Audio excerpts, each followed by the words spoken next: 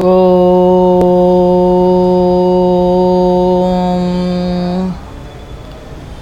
స్రక్చందనవనితాదీన్ విషయాన్ సుఖదాన్ మత్వా తత్ర విహరసి గంధఫలీ సదృశాననుతేమి భోగానంతర దుఃఖకృతస్యుః చేతో భృంగభ్రమసి వృథా భవమరుభూమౌ విరసాయాం భజ భజ లక్ష్మీ నరసింహానఘ పదసరసిజమకరందం. పరమ పవిత్రమైనటువంటి సింహగిరి ప్రదక్షిణం గురించి తెలుసుకుందాము. ఈ నెల 20వ తేదీ శనివారం నాడు ఆషాఢ శుద్ధ పౌర్ణమి కావున ఆ సందర్భంగా ప్రతి ఏటా నిర్వహించుకునేటటువంటి గొప్ప ఉత్సవం గిరి ప్రదక్షిణం. ఈ గిరి ప్రదక్షిణం ఎన్నో సంవత్సరాలుగా అతి ప్రాచీన కాలం నుండి కూడా విశాఖ నగరంలో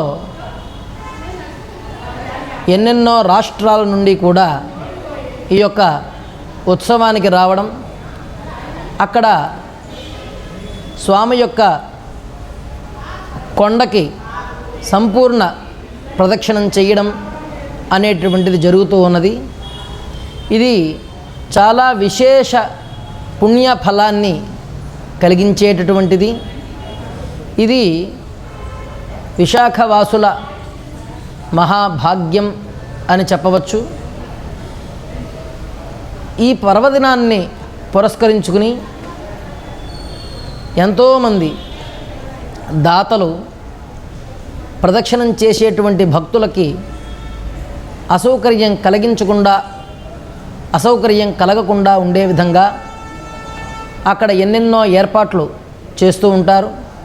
అలాగే సింహాచలం దేవస్థానం వారు కూడా అనేక సదుపాయాలు ఏర్పాటు చేస్తూ ఉంటారు. లక్షల మంది పాల్గొనేటువంటి ఈ ప్రదక్షిణం చాలా పుణ్యప్రదమైనటువంటిది, స్వామికి విశేషమైనటువంటి ప్రీతిని కలిగించేటువంటిది. ఈ ప్రదక్షిణం ఈరోజే చేయడానికి ప్రధానమైనటువంటి కారణం ఏమిటి అంటే, అక్షయ తృతీయ నాడు స్వామివారి యొక్క నిజ సందర్శన భాగ్యం కలుగుతుంది. ఆ నిజరూప దర్శనంలో స్వామివారికి మొట్టమొదటగా చందన సమర్పణ అనేది జరుగుతుంది. జరిగిన తరువాత వచ్చేటువంటి ప్రతి పౌర్ణమికి కూడా స్వామివారికి చందనాన్ని సమర్పణం చేయడం జరుగుతూ ఉంటుంది.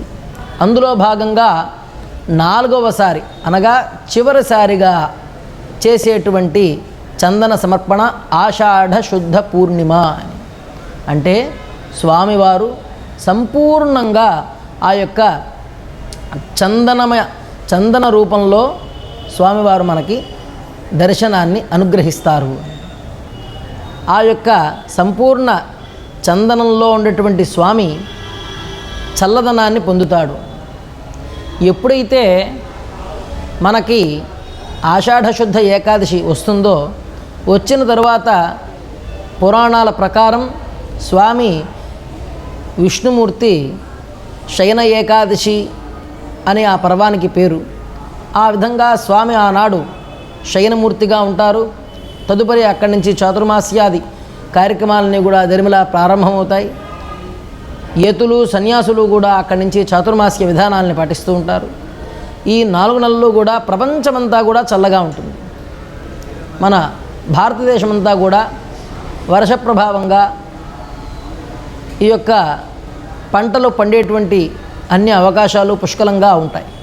ఆ విధంగా స్వామి పూర్తి చందనాల రూపంతో చల్లదనాన్ని పొంది ఈ సమస్త ప్రకృతిని కూడా చల్లగా చూడమని భక్తులందరూ కూడా ప్రార్థన చేసుకునే విధంగా ఆనాడు స్వామికి 4వ విడతగా సంపూర్ణ చందన సమర్పణ జరుగుతుంది. ఆ విధంగా స్వామి చందనంలో ఉండి మనందరికీ కూడా ఆ యొక్క దివ్య స్వరూపాన్ని దివ్యమైనటువంటి దర్శనాన్ని కల్పిస్తారు.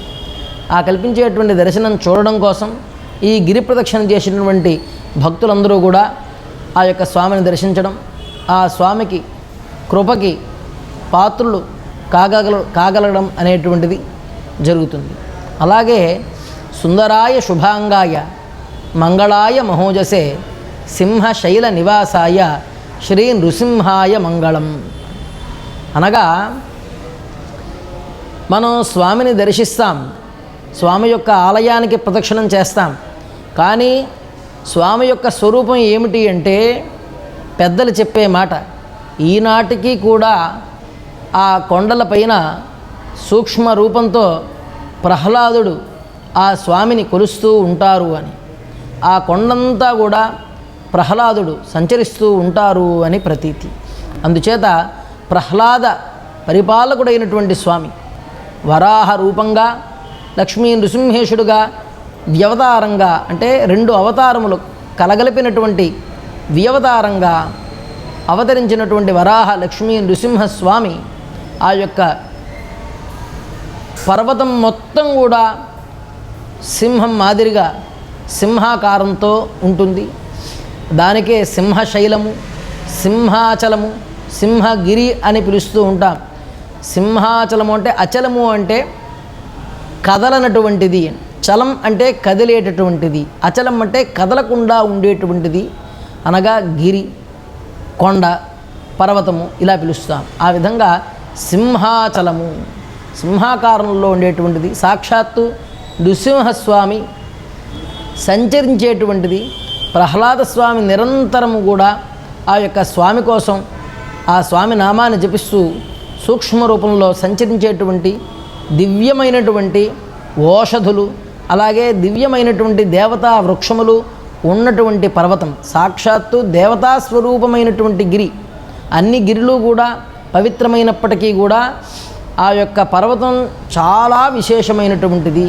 రమారమి 33 కిలోమీటర్ల ప్రాంతంతో, అంటే ప్రదక్షిణ క్రమంలో మనం గణిస్తే లెక్క పెట్టుకుంటే 33 కిలోమీటర్ల పైగా ఉండేటువంటి గిరి.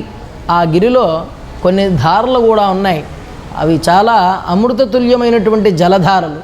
మనం నేటికి కూడా సీతమ్మ ధార అని పిలుచుకునేటువంటి ఊరు, ఆ గ్రామానికి ఆ పేరు రావడానికి కారణం ఏంటంటే ఆ కొండల్లోంచి వచ్చేటువంటి ఒక జలధార, దానికి సీతమ్మ ధార అని పేరు. అలాగే మాధవ ధార అని పేరు. ఆ కొండల్లోంచి ఇంకొక ధార వస్తుంది, దానికి మాధవ ధార అని పేరు. అలాగే సమస్త పాపాలని కూడా తొలగించే విధంగా పాపనాశన తీర్థంగా ఉండేటువంటి సాక్షాత్తు ఆ యొక్క స్వామివారి యొక్క భోగ కైంకర్యాలకి ఆ జలాన్ని వినియోగిస్తూ ఉంటారు. స్వామివారి అభిషేకాదులకు సైతం వినియోగించేటువంటి జలం అక్కడ కొండ మీద ఉన్నటువంటిది.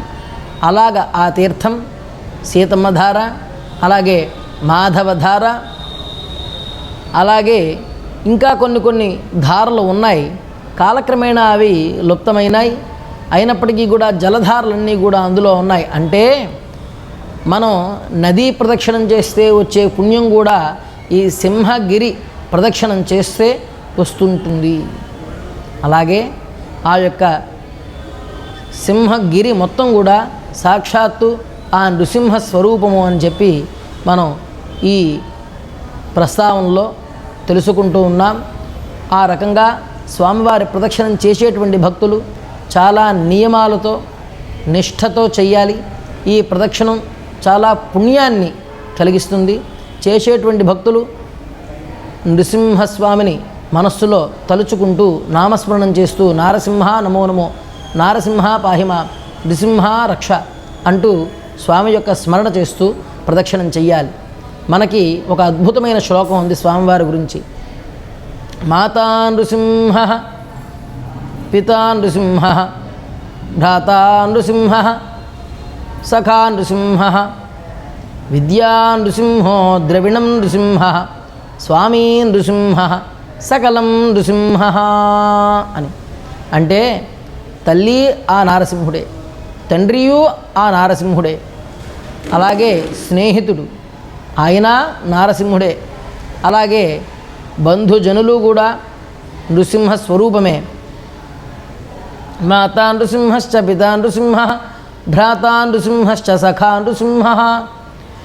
అన్నదమ్ములు కూడా నృసింహస్వరూపమే. అలాగే మనం నేర్చినటువంటి విద్య అది కూడా నృసింహమే. విద్యా నృసింహో ద్రవిణం నృసింహ.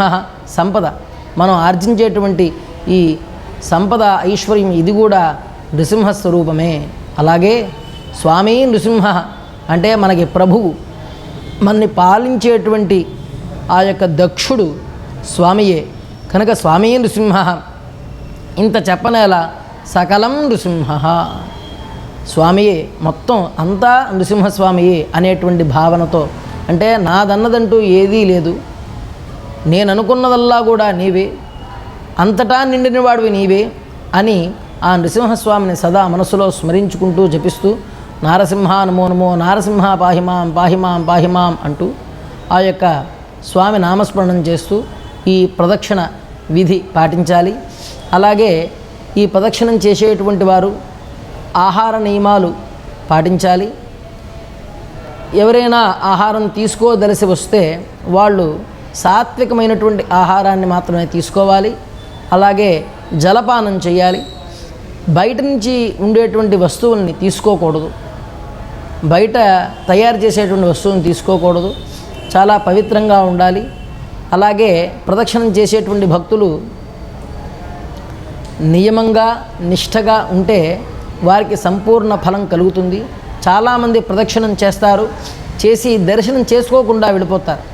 అలా కాకుండా ఊరిలో వాళ్ళైనా అలాగే రాష్ట్రేతరంగా వచ్చేటువంటి భక్తులైనప్పటికీ వారు ఆ రోజు ప్రదక్షిణం చేసి చక్కగా మరుసటి రోజైనా సరే స్వామి దర్శనం చేసుకుంటేనే ఆ ప్రదక్షిణం సంపూర్ణం అవుతుంది. ఈ గిరి ప్రదక్షిణం చేసిన తర్వాత కొండ మీదకి వెళ్ళి కొండ మీద కూడా ఆ యొక్క స్వామి ఆలయానికి ప్రదక్షిణం చేసి ఆ తర్వాత స్వామి దర్శనం చేస్తేనే సంపూర్ణ గిరి ప్రదక్షిణ అవుతుంది. చాలామంది గిరి ప్రదక్షిణం చేస్తారు, చేసి పైన దర్శనం చేసుకోకుండా వెళతారు. అలా కాకుండా ప్రదక్షిణం చేసేవారు మొట్టమొదట స్వామివారి యొక్క ఆలయ సన్నిధి దగ్గర, అంటే ఆ యొక్క స్వామివారి యొక్క కింద గిరి ప్రదక్షిణం చేసేటువంటి తొలిపావంచ అంటారు. ఆ తొలిపావంచ దగ్గర స్వామివారి యొక్క పాదాలు ఉంటాయి. అక్కడ కొబ్బరికాయ కొట్టి స్వామి నీ ప్రదక్షిణాన్ని ప్రారంభం చేస్తున్నాను, ఇది నిర్విఘ్నంగా నిరాటంకంగా జరగాలి అని చెప్పి, నీ దర్శన భాగ్యం కలగాలి అని చెప్పి శక్తిని ఓపికని అలాగే ప్రదక్షిణం చేసేటువంటి ఆ యొక్క పట్టుదలని ఆ యొక్క శక్తిని నీవే ఇవ్వాలి అని చెప్పి స్వామివారికి విన్నపం చేసుకుని ప్రదక్షిణం ప్రారంభం చేయాలి. ప్రదక్షిణం అయిన తర్వాత కూడా అలాగే ఒక కొబ్బరికాయ కొట్టాలి. మొదట ప్రారంభం చేసేటప్పుడు కొబ్బరికాయ కొట్టి ప్రారంభం చేయాలి. అలాగే ప్రదక్షిణ పూర్తయిన తర్వాత కూడా ఒక కొబ్బరికాయ కొట్టేయాలి. అక్కడితో ప్రదక్షిణ పూర్తవుతుంది. ఒకవేళ ఆ రోజు దర్శనం చేసుకోలేకపోయినా కూడా మరునాడు ప్రదక్షిణం చేసిన వారు దర్శనం చేసుకోవాలి.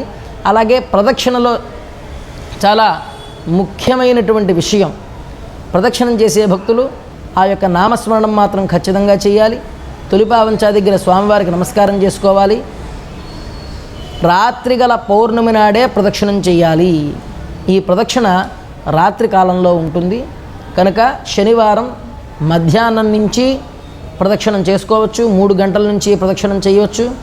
అలాగే రాత్రి గల పౌర్ణమి చాలా విశేషం కనుక ఆ సాయం సంధ్య నుంచి ఆ యొక్క ప్రదక్షిణ ప్రారంభం చేసుకుని సంపూర్ణంగా ప్రదక్షిణ పూర్తి చేసుకుని స్వామివారి దర్శనం చేసుకుంటే చాలా లబ్ధి కలుగుతుంది, చాలా ప్రయోజనం కలుగుతుంది. ఒక అఖండమైనటువంటి ఆనందం సంప్రాప్తిస్తుంది. ప్రతి వ్యక్తికి కూడా జీవితకాలంలో ఒక గొప్ప విశేషాన్ని విజయాన్ని సాధించినటువంటి అనుభూతి కలుగుతుంది. 33 కిలోమీటర్ల ప్రదక్షిణం స్వామికి చేసి, స్వామి నీ గురించి ఇంత ప్రదక్షిణం చేసేను అని చెప్పి ఆ యొక్క ప్రదక్షిణ ఫలాన్ని మళ్ళీ స్వామికే సమర్పిస్తే ఆ స్వామి మనల్ని ఎప్పుడూ కూడా చల్లగా చూస్తాడు. అందుకనే సంపూర్ణ చందన సమర్పణ ఆ రోజు జరుగుతుంది. ఆ జరిగిన నాడు స్వామివారిని దర్శనం చేసుకుంటే ఆయన ఎంత చల్లగా ఉన్నాడో మనల్ని కూడా అంత చల్లగా ఉండేలాగా చక్కగా అన్ని సకల సౌకర్యాలని సౌఖ్యాలని స్వామి ప్రసాదిస్తాడు అని చెప్పి ఎల్లుండి జరిగేటువంటి ఈ గిరి ప్రదక్షిణ సందర్భంగా ఆ విషయాలని వివరాలని మీకు తెలియజేసుకుంటూ భక్తులందరూ కూడా చక్కగా ఆ యొక్క స్వామివారిని సేవించుకుని స్వామివారి యొక్క దర్శన భాగ్యాన్ని పొందుతారు అని చెప్పి తెలియజేసుకుంటూ స్రక్చందన వనితాదీన్ విషయాన్ సుఖదాన్మత్వా తత్ర విహరసి గంధఫలీ సదృశాననుతేమీ భోగానంతర దుఃఖకృతస్యు చేతో భృంగభ్రమసి వృథా భవమరుభూమౌ విరసాయాం భజ భజ లక్ష్మీ నరసింహానఘ పదసరసిజమకరందం పదసరసిజమకరందం. నమో నారసింహ, నమో నారసింహ, జై జై నారసింహ. మరిన్ని కథనాల కోసం సబ్స్క్రైబ్ చేసుకోండి మీ అక్షర శిల్పం.